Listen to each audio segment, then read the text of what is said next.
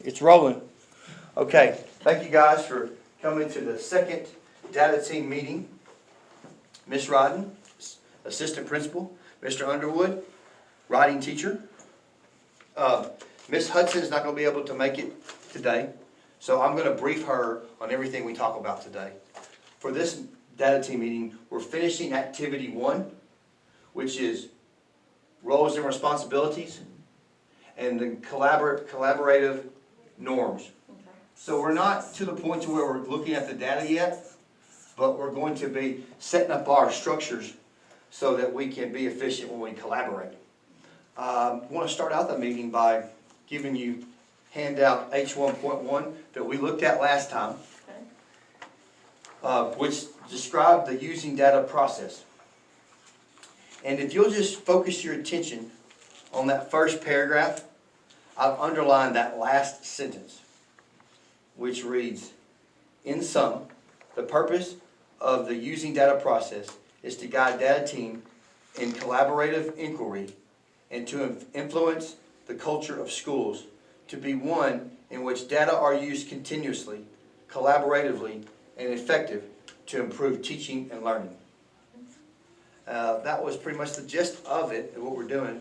I think everyone understands that part of it, right? That's what we're trying to do. So there are several data teams out there in the education world, and I just want this to learn about this one in order to be real effective in our collaboration through developing roles and responsibilities and establishing collaborative norms. And when we do this, we're going to actually, this part will be collaborative as well. We'll be getting our input. So I think what I'm seeing here is that every step of the way for this data process should be collaborative. So I wanted to go over our purpose statement. But before I do the purpose statement, I need to pass out a template. It is the Launching the Data Team Planning template. We're going to look at this and fill it out as we go. And we can use this as a guide for our future meetings. It says Data Team Purpose. And I have a Data Team Purpose statement that I want to put on the chart paper. And I would like to see what you think about it. And if you guys would like to change that Data Team Purpose, we can do that. And this is in regards to the student learning problem of 8th grade social studies. Performance gaps, 2018 and 2019. So I want to also, while we're looking at this purpose statement in regards to our student learning problem, I also wanted to give you some of the taper data that we looked at before we ever met here for the first time in our pre-meeting. I've got the approach level with a 0% growth rate highlighted in orange for 2018-2019. And then 46 minus 34 is 12, I believe. So it's a negative 12% growth rate at meets 8th grade social studies 2018-2019. With that identified student learning problem, the purpose statement that I had been operating from is improve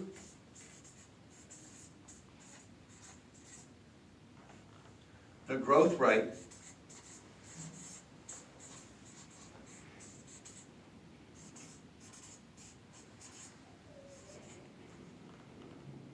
for 8th grade social studies. I'm just going to say SS for social studies. Student performance.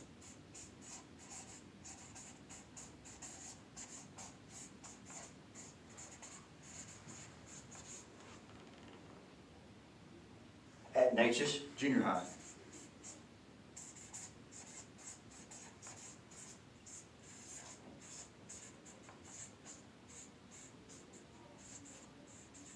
Now, writing teacher. Do I put a period there?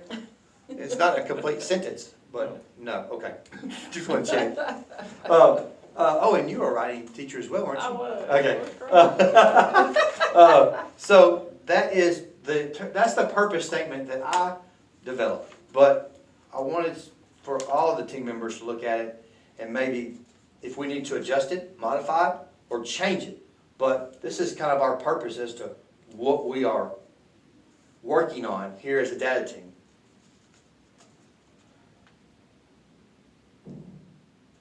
So, in saying that, take a few minutes to look at it. You could claim that as an imperative sentence with the understood subject you. I have to say, huh? What? Sir? Okay, so you said improve the growth rate for 8th grade social studies student performance at Nature's Junior High. Yes, ma'am. What do y'all think about that? Well, looking at the data here, we certainly need to, Yep. and regardless of what the data says, that should always be our goal, Yo, shouldn't it? exactly. Okay?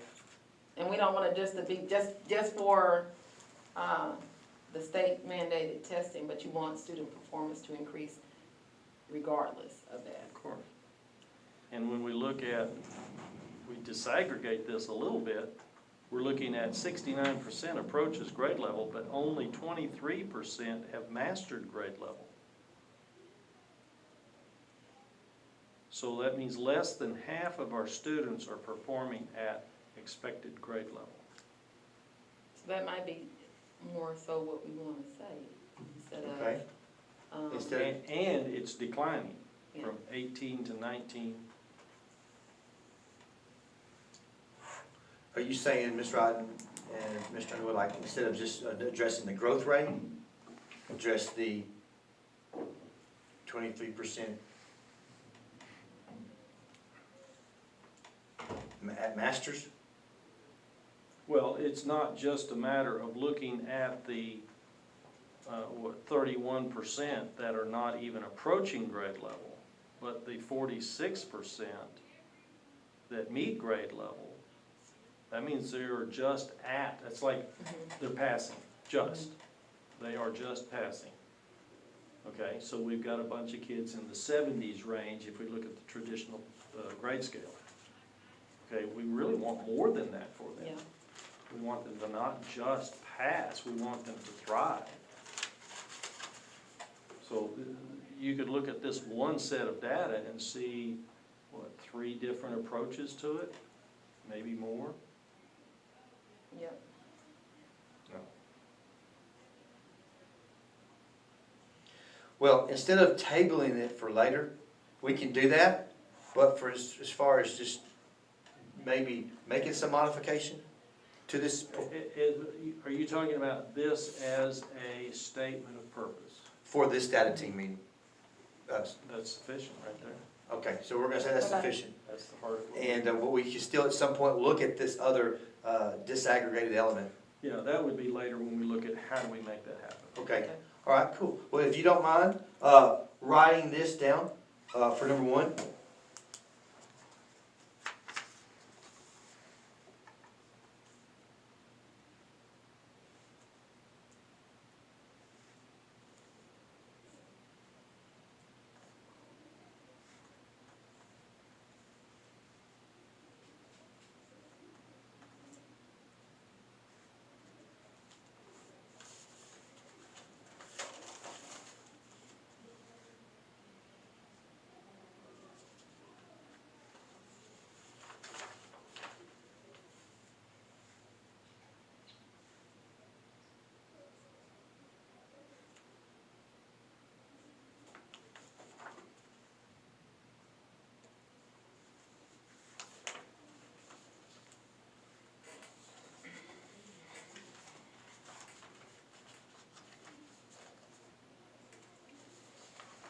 Okay, so we'll move to the next part of the handout, number 2, roles, responsibilities, and decision-making. And I want to give you guys another handout, which lists data team responsibilities. Uh-oh. And if you take a few moments to look over these data team responsibilities, then we'll talk about them.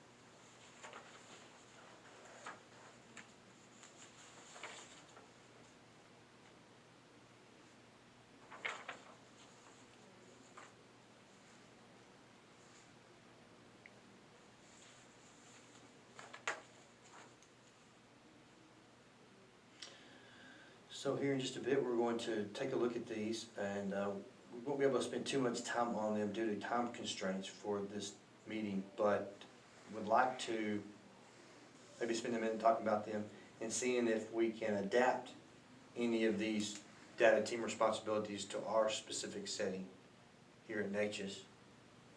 Does anybody like to say anything about these data team responsibilities? The first step in solving any problem is to identify the problem.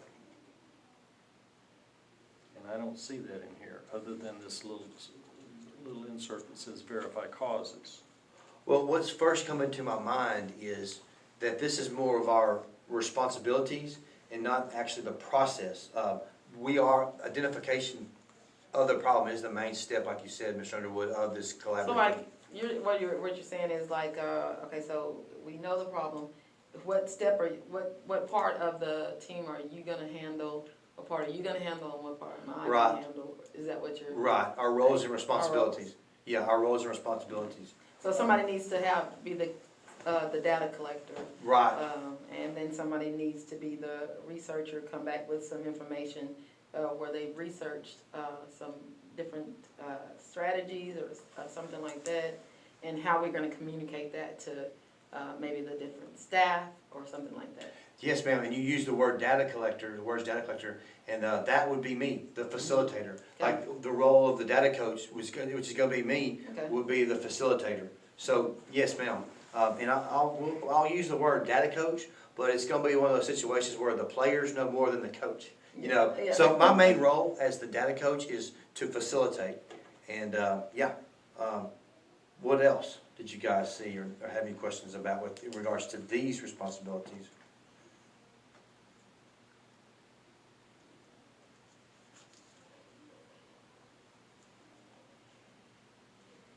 The implementation of whatever we come up with, the plan that we come up with. Yes, ma'am, that's right, and so hopefully we'll be able to get into that part, the implementation, that's very good, yes, ma'am. What we're gonna do with this stuff that we find, or if we develop a goal and come up with a solution, how are we going to implement that? Yes, ma'am. Okay, so I'm just gonna put here for 2A, that Mr. Jackson is the data collector.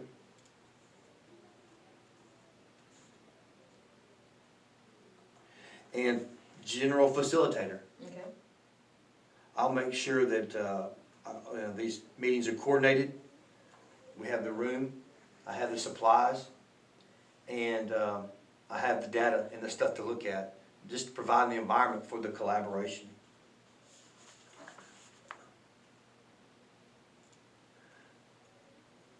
You know, as far as responsibilities, with you being the assistant principal, I may need access to some of the DMAC levels to get some of the data. I'm just not familiar with DMAC that well, Okay. so I might get with you on that. Thank you, ma'am. Okay. Anybody have any questions before we move to the next part? 2B, it says the data coach will carry out the following activities. I'm just gonna keep it general for today and put facilitate and model. I'll try to, as we develop these structures for procedural structures, I'll try to model them as well as I can, because I think that what I'm gathering is this, when we start talking and then going, in order for everything to be gathered correctly, we'll have to stick with these structures that we set up, and I'm gonna be the modeler. Okay?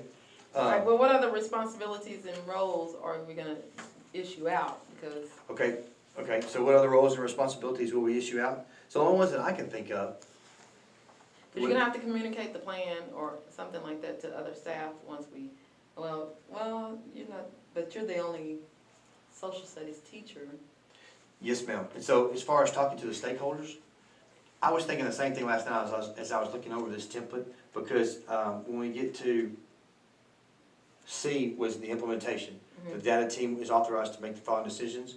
So with the implementation thing that you brought up, it's just been recommendations at the end of our data team meeting. And then I don't know who makes that decision as whether it will go into initiatives. But a question I'm gonna probably have in a minute is the understanding of how initiatives tie in with other initiatives. I keep reading about that in my readings, and so I would like some clarification at some point, but you just asked about the stakeholders, And I was thinking, the only thing I could think of is, when we're speaking about this with other people, how we would phrase it in like one sentence. I don't think that with a school board meeting, unless you guys think differently, if I need to communicate this to the school board meeting, what we're doing with the 8th grade social studies teacher, social studies students. Well, a couple of the school board members I know would probably appreciate just a heads up, let them know that this is going on. We are looking at improving the student performance rate and that sort of thing. So then to answer what you were saying, you're in communication with some of the school board members. Do you mind if we go over like maybe like a 1 or 2, a 1 minute kind of spill on what you would say when you're conversing with school board members? Do you mind writing something for me, sir? Like you're like a generic, Just like a like an elevator speech. You could do like a memo, you could, just an courtesy mhm. information, Yes, ma'am. Yes, sir. Just like a just a heads up. yes, sir. And what might that look like? Okay. And so, while Mr. Underwood's working on that, we, the implementation part we need to get to, I would imagine. But as far as any other stakeholders,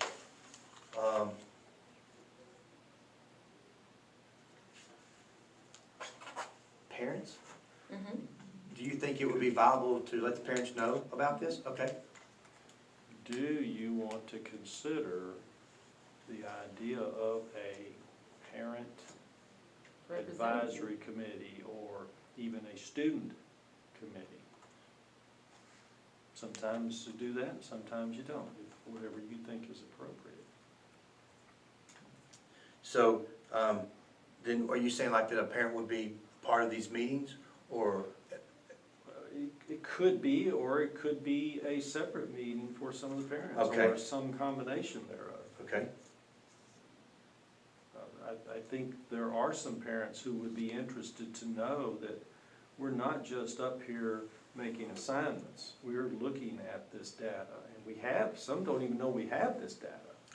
and then the student committee And- too? And why do we Okay, have the STAR test, and this is what we get out of it. okay. That sort of thing. Yes, sir. Yes, sir. Yes, ma'am. So, parent, Awesome. no, I think we should do that. I think those are great ideas. Are you, everybody's in agreement with that? Okay, so I'll work on that between now and the next meeting, just so I understand what you're saying. Maybe a parent representative or a separate parent meeting probably would be better than having a parent representative. I think in the time constraints, I'm willing to talk about it more, and maybe I need to speak with my field supervisor to see if it's okay for a parent to be here, but at the very least have some type of communication to the parents about what we're doing here. And then I'm gonna talk to my field supervisor as well about possibly having a student representative or some type of committee where they know what we're doing and they get involved in the learning. That's great. Okay, That could even be a class activity as a possible approach to that. because then they'll be taking ownership of the learning, and it will motivate them. Hopefully, that's the idea. In the interest of time, I just want to move to another thing, and I don't know how thoroughly we can cover it, but the timeline. If you'll go to, let me find it here on the, E? yes ma'am, E, thank you. So, the timeline, we're trying to implement, if it's something that the administration is good with, we're trying to implement it by a year from the spring. So it would be spring of May of '22, I believe.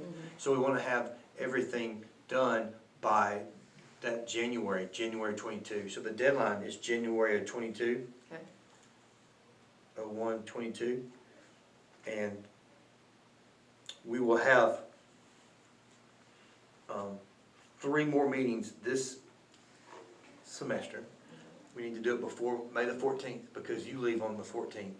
Correct, sir? Your last day here, so you're off for summer on May the 14th. And then we will probably do, I will check with my supervisors, but I think, I would assume it's 3 more meetings in the fall, no meetings in the summer. So 3 for the remainder of the school year, and then I'll get back with you guys to let you know how many in the fall. And, I know we were talking about that with him, leaving, that you were thinking of asking if someone else could step in after he leaves and just fill in his spot. I haven't come up with anybody. Do you guys have any recommendations? You probably wouldn't, maybe could wait, until, school starts back. And, see who the new, new teacher will be, and if they have any. I'm with you now. You're talking about since Mr. Underwood's here on temporary substitute capacity, he won't be here next year. Mhm. Okay, yes, ma'am. And another thing else I was We thinking was, can get as much information from him as we can, at the Squeeze moment, him while he's while in. he's here. Yes, yeah, there you go. And then just continue on from there, from that point. And that new person that comes in will be just stepping in and filling in, and, whatever they have to offer, then we'll take up on that too. yes, ma'am. Okay. So I think that we won't be able to get to the norms of collaboration. We'll try to, the next meeting, do that and then get into the data. Okay. So we're almost through with task one of this process, but, so just to review, because I think we're about to have the bell ring here momentarily. We talked about my main role is facilitation and modeling, and we want to have the parents involved, the school board clear on what is what we're doing here. Mhm. Mr. Underwood is developing just kind of an elevator speech of kind of what his stamp statement will be to those men and women that he speaks with, because in the community, he speaks with them a lot, Mhm. within the community. Mr. Underwood is heavily involved in the community. And then for students, which is exciting because it's correlating with what I'm reading about right now, having the students involved even in common assessments. Mhm. And so that topic, you know, common assessments might even be one that we talk about when we're talking about instructional strategies. Okay. Does anybody have any questions about what we talked about today? No, I'm good. All right, well, I guess I will email you guys to see what time works for y'all next week. Okay, And then I will send an email to Ms. Hudson just to kind of brief on what we did. okay. All right, I'm gonna go ahead and stop the recording at this time because the bell rings in less than a minute. All right. Do you know offhand when is the date of the next